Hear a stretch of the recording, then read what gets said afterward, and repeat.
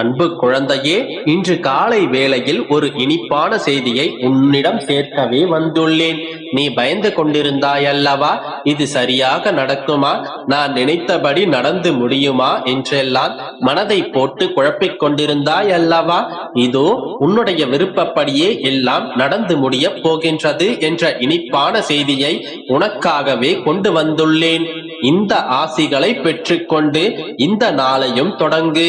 வாழ்க்கையில் போராடும் குணத்தை பெற்று தீர்க்கமாக வாழ நினைக்கும் என் பிள்ளை நீ. மனதில் உறுதி இருப்பவர்களிடம்தான் அதற்கான சோதனை மேற்கொள்ளப்படுகின்றது. உன்னுடைய மனம் என்பது நான் வசிக்கும் கோவில். அந்த கோவிலில் என்னுடைய அனுமதி இல்லாமல் ஒரு தூசி கூட நுழையாது. என்னை காண வந்த என் பிள்ளையான உனக்கு நிறைய விஷயங்களை புரிய வைக்க வேண்டியது என்னுடைய கடமை. எதற்கு தெரியுமா? நீ இன்னும் வளரவே இல்லை. மனதளவில் நீ இன்னும் சிறு பிள்ளையாகத்தான் இருக்கின்றாய். உனக்கான பக்குவத்தை புகட்ட எனது சீற்றத்தையும் காண்பிக்க வேண்டியதாய் உள்ளது. ஏனென்றால் அது ஒரு தந்தையாக எனது கடமையே. உன்னுடைய மனதில் என்னை காண வருவதற்கு முன் பல எண்ணங்கள் குதர்க்கமாக எழுந்தது. அது ஏனென்ற கேள்விக்கு விடை கூறுகின்றேன் கேள். என்னை தரிசிக்க வரும் என் பிள்ளையின் மனம் தெளிவாக இருக்க வேண்டும்.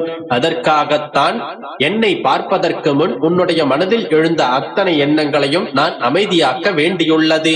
நீ இப்போது உன்னுடைய துன்பங்களால் வலுவிழந்து மனதளவில் பாதிக்கப்பட்டிருக்கின்றாய். இந்த நேரத்தில் தேவையில்லாத எண்ணங்கள் உன்னிடத்திலும் உன்னுடைய மனதினுள்ளும் எழ ஆரம்பிக்கும். இத்தகைய தருணத்தில் தான் எதிர்மறை எண்ணங்கள் உன்னை ஆட்டி படைக்கும். எனவே இது மாதிரியான துன்பங்கள் நிறைந்த காலத்தில் நீ மனதை தெளிவாக வைத்துக் கொள்ள வேண்டும். எந்த மாயையும் உன்னை ஆட்கொள்ள முடியாமல் பார்த்து கொள்ள வேண்டும். இப்பொழுது உன்னுடைய வாழ்க்கையில் நீ ஆசைப்பட்டதெல்லாம் நிறைவேறும் காலம்தான். ஆனால் இந்த வாழ்க்கையில் மேடு பள்ளம் இல்லாத இடம் என்று ஒன்றுமே கிடையாது. அதுதான் உன்னை யார் என்று உனக்கு உன்னையே அறிமுகப்படுத்தும். இங்கே எல்லா மரங்களும் சிறிதாக இருப்பதும் இல்லை, பெரிதாக இருப்பதும் இல்லை. சிறிதாய் இருக்கும் மரங்கள் பெரிய மரங்களை பார்த்து பிரமிக்குமாம். ஒரு நாள் நான் இப்படி வளர வேண்டும் என்று ஆசையும் படுமாம். அதுவும் அதே போல வளருமாம் பெரிதாக. அதே போல வளர்ந்து கொண்டிருக்கும் சிறிய மரங்களை பெரிய மரங்கள் கவனித்துக் கொள்ளுமாம்.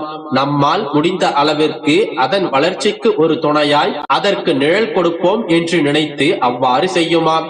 அதே போல அந்த மரம் வளர்ந்து மற்ற மரங்களுக்கு தான் பெற்ற உதவியை அதுவும் செய்யும்.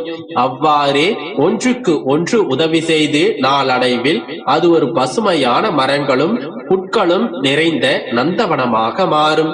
இங்கே முதல் மரம் நாம் வளர்ந்து விட்டோம், இது போதாது, வானளவில் வளர்ந்து நிற்க வேண்டும் என்று நினைத்திருந்தால் நந்தவனம் அங்கு தோன்றி இருக்காது. அது தரத்தை பார்க்கவில்லை. தனக்கு கிடைத்த போதுமான வளர்ச்சியில் மன நிறைவு பெற்று அடுத்தடுத்த சிறிய மரங்கள் வளரவும் உதவி செய்தது. அவற்றை போலவே மனிதனும் எண்ணினால் எல்லோரும் வாழும் வாழ்க்கை நந்தவனமாக மாறும். நீ உன்னுடைய மனதிற்கு நன்றாகத்தான் வாழ்வாய். ஏனென்றால் நீயும் அந்த மரத்தை போன்றுதான். நீ ஒரு பக்கம் வளர வேண்டி இருந்தாலும் மற்றவர்களுக்கு உதவி புரியும் குணமும் நிறைவாய் இருக்கின்றது. அதனால் தான் கூறுகின்றேன், நீ நன்றாக வாழ்வாய். என் பரிபூரண அருளும் ஆசீர்வாதமும் உனக்கு என்றும் உண்டு. நம்பிக்கையோடு இரு, நல்லதே நடக்கும். என் அன்பு குழந்தையே, இந்த பிரபஞ்சத்தில் நீ எதை செய்தாலும் அதுவே உனக்கு திரும்ப வரும். வாழ்வில் எதுவும் அதுவாக நடப்பதில்லை. நமக்கு வேண்டியதை நாம் தான் அமைத்துக் கொள்ள வேண்டும். இவற்றை அனைத்தையும் ஏற்றுக்கொண்டால் மட்டுமே வாழ்வில் மாற்றம் நிகழும். உன்னை நீ மாற்றிக்கொண்டால் தான் உன்னை பின்தொடர்ந்து உன் வாழ்க்கையும் மாறும். உன் வாழ்வில் நடப்பவைக்கு நீயே பொறுப்பு என்று முதலில் நீ உணர வேண்டும். நேற்று, இன்று, நாளை என்ற மூன்றும் ஒன்றோடொன்று தொடர்புடையது. ஒரு சமயத்தில் இருவேறு நிகழ்வுகளை சிந்திக்க முடியாது. உன்னுடைய நடத்தை சிந்தனையிலும் செயலிலும் பிரதிபலிக்க வேண்டும். உன்னுடைய கடந்த காலத்தை மட்டும் நீ நினைத்துக் கொண்டே இருந்தால் உன்னுடைய நிகழ்காலம் இல்லாமல் போய்விடும். இது அனைத்தும் கர்மாக்களின் பலன்களாகும். உன்னுடைய வாழ்க்கையில் உன்னுடனே பயணித்து எதிர்பாராத நேரத்தில் கொடுப்பதுதான் கர்மா. நீ யாரை சந்திக்க வேண்டும் என்பதை காலம் முடிவு செய்கின்றது. உன்னுடைய வாழ்க்கையில் உன்னுடன் யார் இருக்க வேண்டும் என்பதை உன்னுடைய மனம் முடிவு செய்கின்றது. உன்னுடன் யார் இருக்க முடியும் என்பதை உன்னுடைய நடத்தை தான் முடிவு செய்கின்றது. பிள்ளையே, எத்தனை தோல்விகளை சந்தித்தாலும் தன்னம்பிக்கையை மட்டும் இழந்து விடாதே. உன்னை வெறுத்தவர்களை நினைவில் வைத்திரு. திறமையின் உச்சத்திற்கு சென்று உன்னை நீ உலகிற்கு நிரூபித்து காட்டு. உன்னுடைய வெற்றியை அவர்கள் ஏற்றுக்கொள்ளாமல் வெட்கப்பட்டு தலைகுனியட்டும். காலம் ஒவ்வொரு துன்பத்தின் பிறகும் ஒரு இன்பத்தை மறைத்து வைத்திருக்கும். வெற்றியோ தோல்வியோ எதுவாயினும் கடமையை செய். யார் உன்னை பாராட்டினாலும் பாராட்டாவிட்டாலும் கவலை கொள்ளாதே. உன்னுடைய திறமை வெளிப்படும் போது பகைவனும் உன்னை தலைகுனிந்து வணங்குவான். 1 மடங்கு திறமை, 2 மடங்கு தேடல், 3 மடங்கு பொறுமை என்கின்ற விகிதத்தில் உன்னை நீ தயார்படுத்தினால் மட்டுமே உன்னுடைய லட்சியத்தை உன்னால் அடைய முடியும். தனது சோகங்களை பகிர்ந்து கொள்வதற்கும் தனது திறமைகளை வளர்த்துக் கொள்வதற்கும் ஒவ்வொரு மனிதனுக்கும் ஒரு துணை தேவைப்படுகின்றது.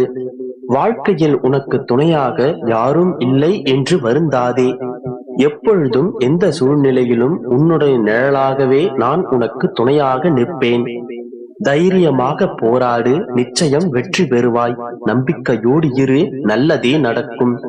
என் அன்பு குழந்தையே, உன் வாழ்வில் நடக்கும் அத்தனை மர்மங்களுக்கும், உன் மனதில் இருக்கும் அத்தனை மாயைகளுக்கும், உனக்குள்ளே இருக்கும் அத்தனை கேள்விகளுக்கும் தீர்வையும் விடையையும் தருவதற்காகவே உன் அப்பா நான் வந்துள்ளேன். இப்போது உன்னை சுற்றி பல்லாயிரக்கணக்கான கேள்விகள் இருக்கின்றது. என் வாழ்வில் ஏன் இப்படி நடக்கின்றது? எதற்காக இந்த நிகழ்வுகள் எல்லாம் என் கண்முன்னே நிகழ்கின்றது?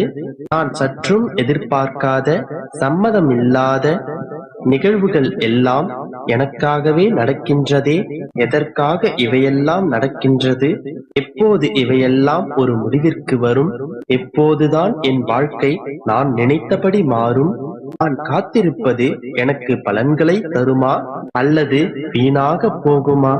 சரி, நடந்ததெல்லாம் நடந்து போகட்டும். அடுத்தது என்ன செய்ய வேண்டும்?